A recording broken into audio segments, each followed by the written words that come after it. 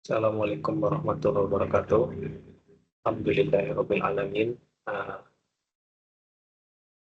Segala puji bagi Allah Subhanahu wa taala yang telah melimpahkan kepada kita berbagai macam kenikmatan yang hingga saat ini kita masih dalam keadaan sehat walafiat dan dapat beraktivitas dengan baik. Izin perkenalkan, nama saya Jenny Nurwijaya dari program studi Magister Teknologi Informasi Fakultas Teknik UGM. Pada kesempatan siang hari ini, insya Allah selama 15 menit ke depan, saya akan mencoba memaparkan mengenai hasil penelitian saya yang berjudul Kajian dan Evaluasi Implementasi Transformasi Digital Studi Kasus Universitas Gadjah Mada. Dalam presentasi kali ini saya akan menyampaikan 4 besaran, 4 tahapan. Yang pertama adalah pendahuluan. Dalam pendahuluan saya akan mencoba menjelaskan mengenai latar belakang penelitian atau poin-poin rumusan masalah, kemudian tujuan dan manfaat penelitian. Kemudian yang kedua mengenai metodologi penelitian, saya akan menjelaskan mengenai metode yang digunakan untuk menghasilkan hasil penelitian pada penelitian ini. Kemudian teknik analisis yang dilakukan dan desain penelitian secara umum. Yang ketiga, hasil penelitian itu sendiri. Insya Allah saya akan memaparkan mengenai tingkat kematangan transformasi digital di UGM sesuai dengan panduan atau kerangka kerja transformasi digital Wantiknas dan hasil evaluasi lainnya yang terkait dari penelitian ini. Kemudian yang terakhir di penutup, saya akan mencoba menjelaskan mengenai rekomendasi desain sistem berupa peta jalan transformasi digital UGM tahun 2026 sampai 2027 dan kelebihan kekurangan penelitian ini serta kesimpulan dan saran. Baik, yang pertama ini latar belakang. Urgensi transformasi digital yang mengemuka saat ini sangat dibutuhkan bagi seluruh organisasi di mana transformasi digital merupakan suatu perubahan cara kerja atau organisasi menggunakan teknologi untuk meningkatkan efisiensi, kolaborasi, daya saing, dan keunggulan kompetitif bagi suatu organisasi. Manfaat transformasi digital mencakup efisiensi, kemudian karena dia bisa mengoptimalkan proses dan mengurangi biaya, kemudian meningkatkan daya saing organisasi, di mana organisasi yang belum bisa bertransformasi digital berisiko tertinggal dari kompetitornya, dan manfaat-manfaat yang lain yang banyak. Contoh organisasi yang dapat memanfaatkan organisasi transformasi digital dengan baik adalah dari sisi internasional adalah Amazon. Amazon dapat merubah infrastrukturnya, kemudian merubah cara kerjanya dan budayanya menjadi suatu yang kita kenal saat ini dengan e-commerce-nya, kemudian AWS-nya, Amazon Web Service, yang menyediakan platform cloud server untuk seluruh dunia. Dan juga dia bertransformasi dengan AI-nya yang itu Alexa. Dan di tataran Indonesia, di perusahaan Indonesia ada contoh perusahaan yang sukses melakukan transformasi digital yaitu Gojek, merubah cara operasi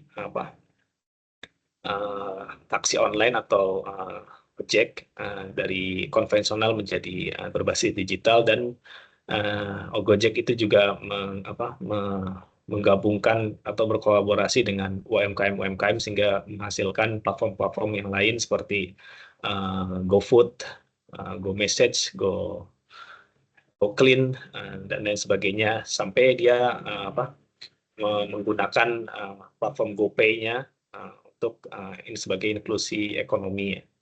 Nah, itu ada contoh juga perusahaan yang gagal melakukan transformasi digital dan akhirnya bangkrut, seperti Kodak, yang mana mereka tidak lambat dalam melakukan transformasi menggunakan kamera digital, masih fokus pada kamera analog atau kamera konvensional sehingga kalah bersaing dan akhirnya bangkrut.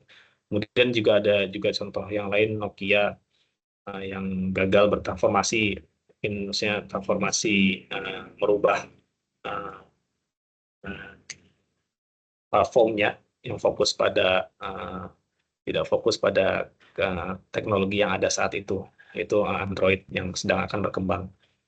Nah, kemudian latar belakang yang kedua, posisi UGM alhamdulillah saat ini sudah melakukan transformasi digital, yang mana dari pembahasan yang awal tadi, pentingnya atau manfaat transformasi digital dirasakan bagi semua organisasi maupun yang terutama sektor swasta yang bersaing tentunya untuk dapat tetap bertahan atau tetap bisa bertahan di pasar. Namun di sisi lain di public sector, di pemerintahan ataupun organisasi-organisasi yang lain juga saat ini bergeliat melakukan transformasi. Alhamdulillah di UGM sudah melakukan transformasi digital mulai tahun 2022 dengan membentuk tim task force dan tahun 2023 membentuk secara resmi Biro Transformasi Digital. Namun transformasi digital di game ini saat ini belum dapat diketahui posisinya dan capaiannya. Jadi belum ada gambaran yang dapat menggambarkan posisi transformasi digital UGM saat ini berada dalam posisi mana sehingga dapat diketahui mana yang belum mana hal yang lemah atau belum dapat dilakukan dan rekomendasi apa yang baik yang untuk rekomendasi yang dapat memperbaiki atau meningkatkan transformasi digital.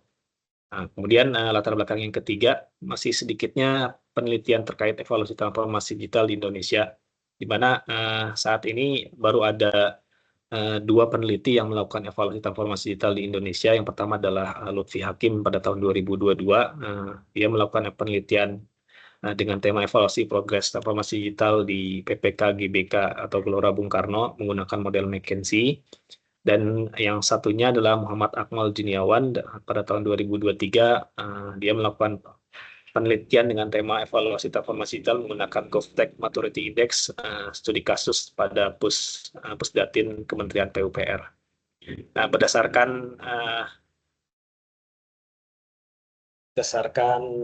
latar belakang yang tadi disampaikan, peneliti mengidentifikasi dua rumusan masalah. Yang pertama, belum adanya penelitian yang dapat menggambarkan tingkat kematangan transformasi digital di UGM untuk memberikan rekomendasi atas pelaksanaan yang telah dilakukan dan kurangnya penelitian terkait evaluasi transformasi digital pada organisasi sektor publik di Indonesia.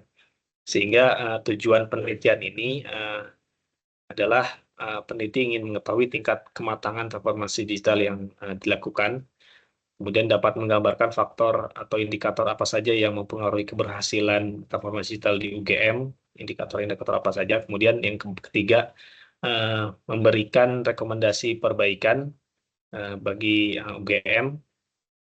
Dan yang keempat, tujuan dari penelitian ini adalah menyediakan alat yang dapat digunakan oleh peneliti lain dalam melakukan penelitian serupa, yaitu evaluasi transformasi digital di organisasi yang lain. Adapun manfaat penelitian ini ada dari sisi tiga sisi. Yang pertama dari sisi keilmuan, dalam ini praktek evaluasi transformasi digital. Yang pertama memberikan kontribusi dalam pengembangan keilmuan, khususnya di organisasi sektor publik. Kemudian manfaat yang kedua dari sisi praktis, hasil penelitian ini diharapkan menyajikan gambaran tingkat kematangan transformasi digital serta memberikan rekomendasi bagi UGM untuk meningkatkan keberhasilan atau implementasi transformasi digital. Dan yang terakhir dari sisi nasional, harapannya evaluasi ini memberikan referensi terkait evaluasi transformasi digital di lingkungan public sector atau pemerintahan dengan mengadopsi kerangka kerja transformasi digital yang dihasilkan oleh pemerintah Indonesia, yaitu Aktiknas. Nah, metodologi yang digunakan oleh peneliti untuk menghasilkan hasil penelitian, yaitu tingkat kematangan dan rekomendasi, kemudian alat atau metodologi praktik evaluasi, adalah tiga hal. Yang pertama, peneliti menggunakan metode campuran atau mixed method. Mixed method merupakan gabungan antara metode penelitian kuantitatif dan kuantitatif. Pendekatan kualitatif diterapkan untuk memperoleh data melalui wawancara, analisis dokumen, dan observasi. Pelaksanaan wawancara dilakukan menggunakan teknik purposive sampling, yang mana teknik tersebut mengambil sampel berdasarkan pertimbangan tertentu seperti keahlian dan jabatan narasumber yang relevan dengan transformasi digital di UGM. Sementara teknik pendekatan kuantitatif dilakukan menggunakan survei secara acak atau random sampling, menggunakan kuesioner sebagai instrumen. Survei ini dilakukan berbasis online menggunakan aplikasi Google Form untuk memudahkan distribusi akses dan pengumpulan respon sendiri. Kemudian yang kedua, untuk menghasilkan hasil penelitian, peneliti menggunakan kerangka kerja transformasi digital Wangtiknas untuk sebagai indikator-indikator sistematisnya, yang mana kerangka kerja transformasi digital Wangtiknas ini memiliki 6 domain utama, yaitu domain infrastruktur, data, talenta digital, keamanan, tata kelola, dan layanan digital. Terdapat 4 tingkat kematangan di kerangka kerja transformasi digital yang meliputi fondasi digital, yang paling dasar, kemudian yang kedua akselerasi digital, tingkat 2-nya, tingkat 3-nya inovasi digital, dan yang terakhir yang paling puncaknya adalah optimalisasi digital. Ada kurang lebih 138 indikator yang dinilai dari kerangka kerja Wangtiknas ini yang terbagi menjadi 6 domain tadi. Mungkin pembahasan terkait indikator-indikator nanti akan dibahas di poin berikutnya. Kemudian yang terakhir, peneliti menggunakan triangulasi.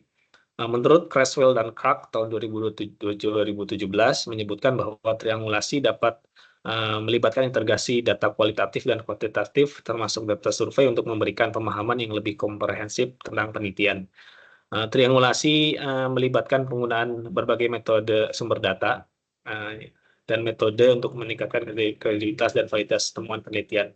Dalam konteks penelitian ini, triangulasi ini akan membandingkan hasil dari teknik-teknik yang digunakan tadi seperti survei, wawancara, analisis dokumen, dan observasi untuk mencari kesimpulan.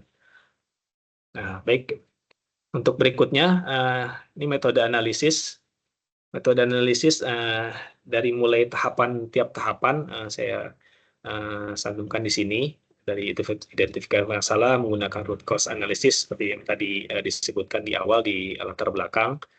Kemudian kajian teori, tahap berikutnya peneliti menggunakan metode analisis literatur untuk mengkaji teori yang relevan atau daftar pustaka yang relevan dengan penelitian ini.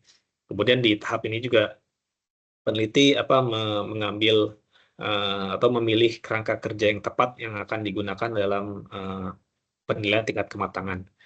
Nah, kemudian yang akan dibahas secara lebih lanjut di slide ini, yang ketiga adalah tahapan yang ketiga itu penyusunan desain evaluasi. Nah, ini peneliti menggunakan expert judgment atau pendapat ahli, yang expert judgment ini melibatkan penilaian dan masukan dari para ahli dalam bidang transformasi digital dan pendidikan tinggi untuk memvalidasi instrumen evaluasi.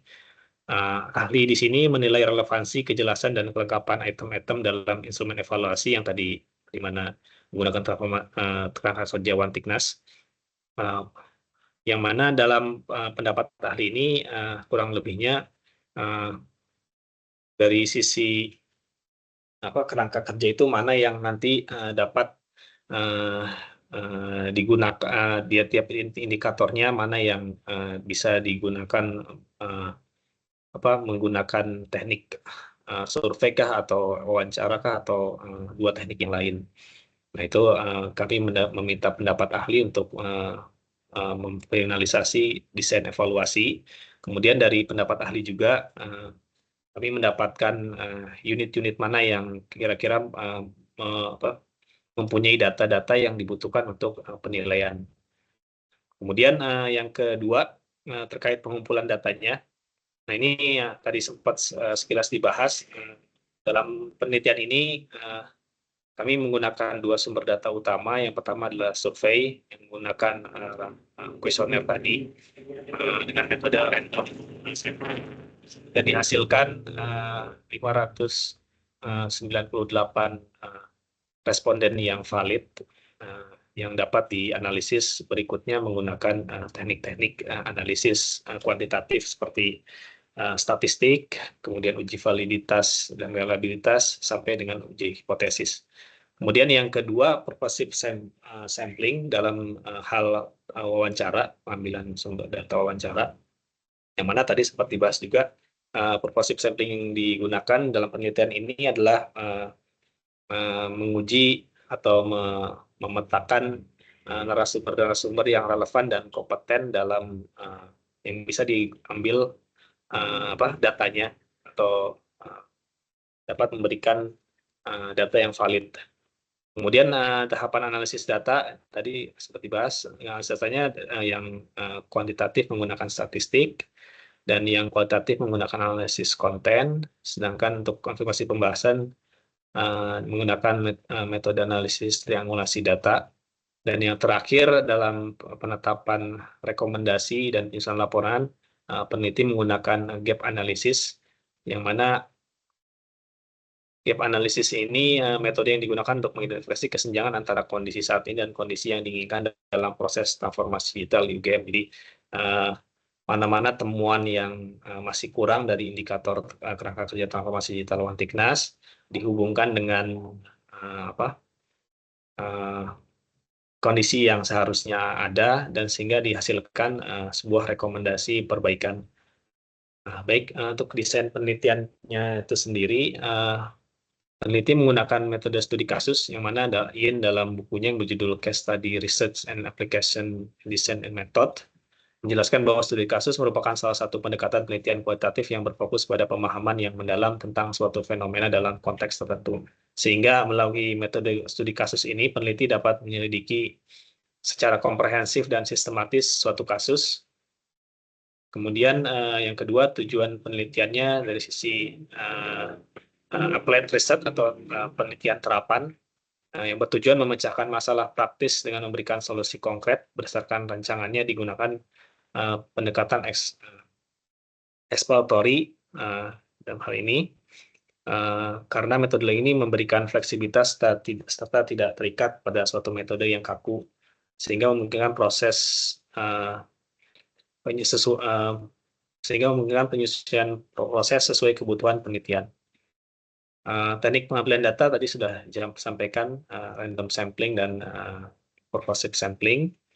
Kemudian metode analisisnya menggunakan triangulasi dan pembolotan di akhir. Baik, masuk ke hasil evaluasi. Di slide ini ditampilkan hasil evaluasi wawancara, yang mana dalam kolom-kolomnya ada indikator atau contoh indikator dalam kerangka kerja Wantiknas yang diuji.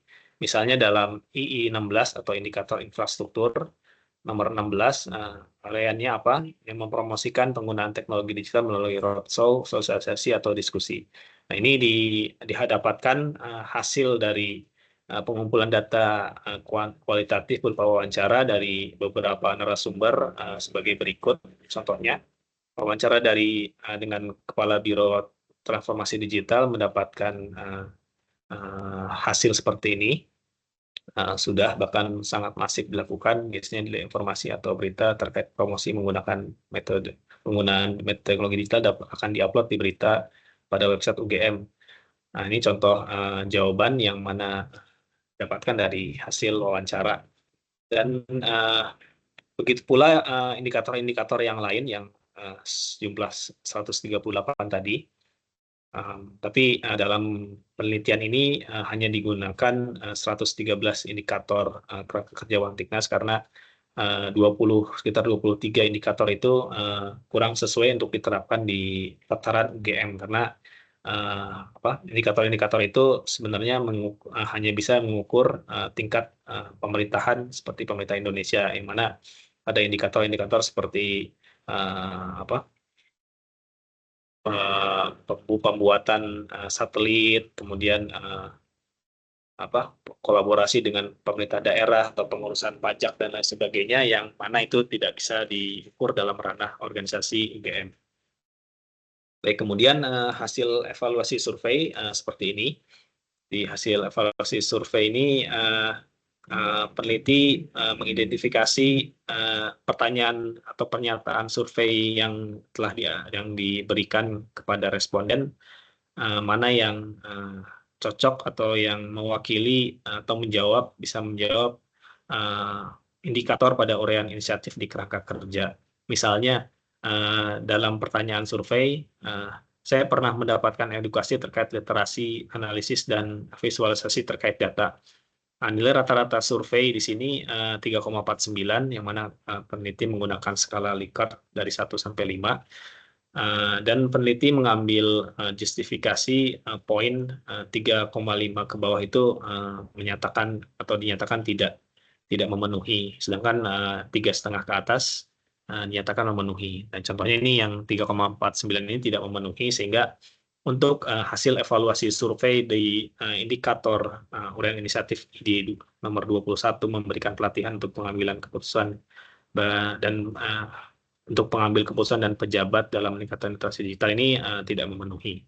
Nah, contoh yang lainnya di ID 23 menyediakan data berkualitas tinggi kepada publik tepat waktu dalam format yang mudah dimengerti. Pertanyaan di survei, peneliti menanyakan kepada para responden, apakah saya merasa UGM telah menyediakan dashboard informasi data yang memadai bagi sivitas akademika. Para responden menghasilkan nilai rata-rata 4,01, sehingga rata-rata setuju atau dengan pernyataan ini. Ini peneliti memberikan checklist atau memenuhi, sehingga hasil penilaian untuk indikator ID23 ini dari survei adalah memenuhi gitu. Nah, selanjutnya dari penjelasan yang tadi terkait evaluasi wawancara dan survei digabungkan dalam suatu kertas kerja gabungan menggunakan teknik triangulasi data yang telah disebutkan di awal tadi.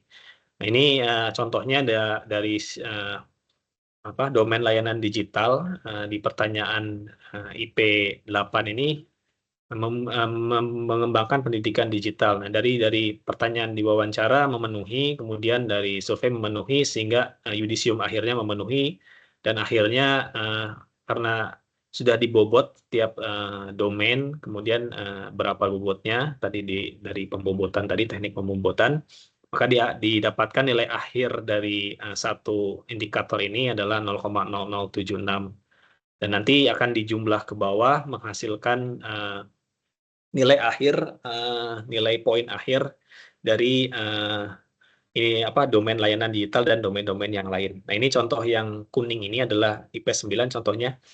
Mengembangkan ID Digital Indonesia ini, yang kuning ini tidak dinilai dalam evaluasi penelitian di UGM karena tidak relevan untuk diterapkan di UGM, atau datanya tidak ada di UGM gitu. Nah, hasil akhir dari penilaian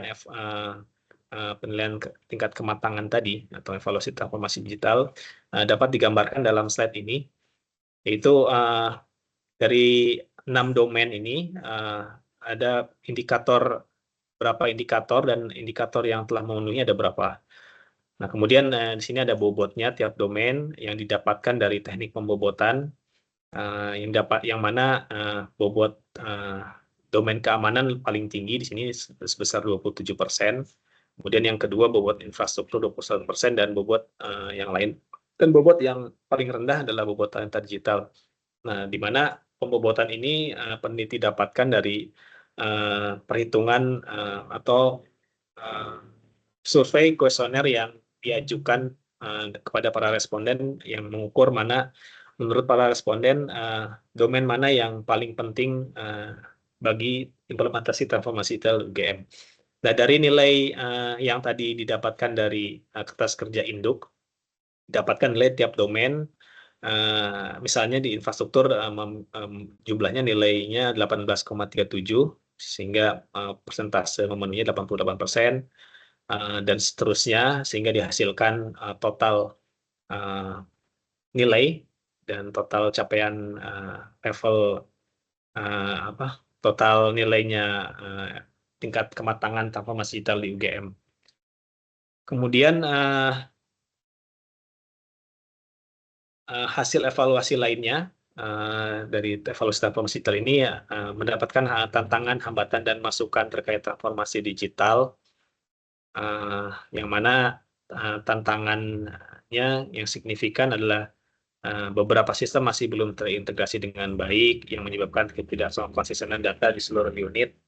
Kemudian masukan dari pengguna yang dominan adalah permintaan untuk pelatihan dan sosialisasi yang lebih intensif dan lebih masif dan berkelanjutan tentang teknologi informasi dan aplikasi layanan digital. Kemudian hasil evaluasi yang lainnya adalah tingkat kepuasan pengguna, di mana kepuasan pengguna dari implementasi transformasi digital game ini merasa cukup tinggi atau puas dengan implementasi transformasi digital. Dan hasil terakhirnya adalah kesiapan organisasi berupa tingkat literasi digital dan atau adaptasi digital dari pengguna atau sivitas akademika di UGM, yang mana hasilnya juga sangat baik, yang mana dia berdasarkan survei 90% sivitas akademika berada di tingkat mahir menggunakan perangkat dan aplikasi digital, menunjukkan tingkat literasi dan adaptasi yang memadai terhadap sistem digital universitas. Hal tersebut dapat menjadi dasar bagi UGM untuk melanjutkan dan mempercepat inisiatif transformasi digital di berbagai aspek kegiatan. Nah, itu hasil yang lainnya dari transformasi digital, penelitian transformasi digital. Kemudian yang bab terakhir, bagian penutup, ada peta jalan transformasi digital yang dihasilkan dari rekomendasi dari hasil penelitian tadi.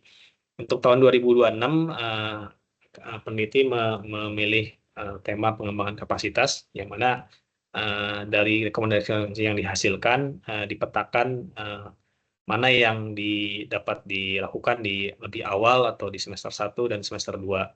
Nah, ini dapat disampaikan yang semester 1 menetapkan kebijakan keamanan cloud dan tata kelola data, kemudian yang kedua penguatan struktur dan SDM pada BTD dan DTI, yang semester 2-nya menyusun kerangka kerja data driven dan kajian enterprise service bus, kolaborasi dengan instansi lain, mengadakan survei dan monitoring terkait layanan digital. Kemudian tahun yang 2027, integrasi dan optimisasi. Di semester 1 membuat data mart atau pangkalan data yang terintegrasi antar unit kerja, kemudian menambah pelatihan literasi digital dan keamanan untuk sivitas akademika, yang mana membuat data mart ini tentunya memiliki harus ada kerangka kerjanya dulu yang tadi di semester 2 dilakukan gitu. Kemudian yang tahap akhirnya mengembangkan dashboard analitik data, melakukan evaluasi terhadap program transformasi digital. Nah, ini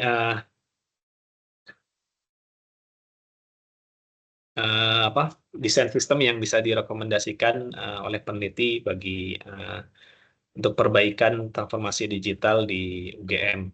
Rincian mengenai rekomendasi yang lebih lengkap bisa dilihat di laporan. Kemudian pro cons penelitian ini, dari kelebihannya ada 3. Dari sisi relevansinya, penelitian ini sangat relevan dengan tren bisnis saat ini, di mana transformasi digital menjadi kunci keberhasilan organisasi.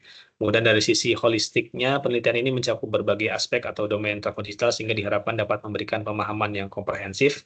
Dan terakhir, dari sisi praktis, hasil penelitian dapat langsung diterapkan oleh organisasi untuk meningkatkan transformasi digital dari rekomendasi yang telah disampaikan tadi. Adapun kekurangan dari penelitian ini, dari kompleksitasnya, karena transformasi digital merupakan topik yang luas dan kompleks, mungkin sulit untuk mencakup semua aspek dalam satu penelitian ini. Kemudian ketergantungan konteks, yaitu setiap organisasi memiliki keunikan tersendiri, sehingga hasil penelitian mungkin tidak selalu dapat digeneralisasi. Yang ketiga, kebutuhan data, itu evaluasi yang efektif membutuhkan akses ke data organisasi yang komprehensif yang mungkin sulit diperoleh, karena penelitian ini juga memiliki keterbatasan terkait data-data yang rahasia dan data-data yang bisa diakses. Kemudian yang terakhir, kekurangan dari penelitian ini dinamika perubahan, yaitu teknologi dan praktik digital berubah dengan cepat, sehingga temuan penelitian mungkin cepat usang, yang tadi rekomendasi tadi. Kemudian kesimpulan yang terakhir, kesimpulan yang bisa diambil dari penelitian transformasi digital ini adalah evaluasi transformasi digital. Yang pertama, evaluasi transformasi digital membantu memahami tingkat kematangan implementasi serta mengidentifikasi faktor yang mempengaruhi kematangannya. Kemudian evaluasi dapat diterapkan di berbagai organisasi karena setiap organisasi memiliki proses bisnis dan domain yang perlu dikelola dari waktu ke waktu, seperti tadi domain-domain yang ada di kerangka kerja One Tiknas. Kemudian yang ketiga, metode analisis yang komprehensif dapat mendukung keberhasilan evaluasi transformasi digital, yang mana perlunya metode-metode gabungan tadi seperti yang disampaikan oleh peneliti di awal di metodologi, bahwa untuk penelitian ini tidak cukup untuk menggunakan satu kerangka kerja, tapi dia membutuhkan gabungan seperti mixed method, kemudian triangulasi, dan lain-lain. Kemudian yang keempat, pentingnya rekomendasi perbaikan karena dia berfungsi menutup kesenjangan antara kondisi dan target, sekaligus memberikan panduan langkah-langkah strategis dalam meningkatkan kinerja dan proses bisnis organisasi. Kemudian kerangka kerja evaluasi One Tiknas ini dapat digunakan sebagai alat penelitian tingkat kematangan transformasi digital, terutama di sektor publik.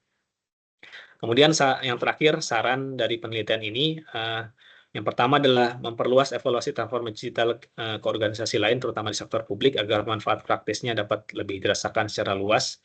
Kemudian yang kedua, mengembangkan otomatisasi perangkat evaluasi agar proses penilaian ke depannya lebih efisien dan efektif.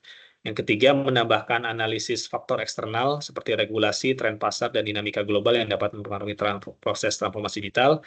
Yang keempat, memasukkan aspek keberlanjutan atau sustainable dalam studi transformasi digital, termasuk dampak lingkungan dan sosialnya. Dan yang terakhir, melakukan analisis terhadap dampak. Peneliti yang lain dapat melakukan analisis terhadap dampak efisiensi dari transformasi digital seperti pengukuran ROI, Return on Investment, dan analisis keuangan lainnya. Mungkin demikian ya dapat disampaikan pada penelitian presentasi hasil penelitian kami. Kami mengucapkan terima kasih atas atensinya, terutama kepada Prof. Selo dan Pak Bimo atas bimbingannya selama ini, dan kepada para yang menyaksikan presentasi ini. Terima kasih atas partisipasinya dan perhatiannya.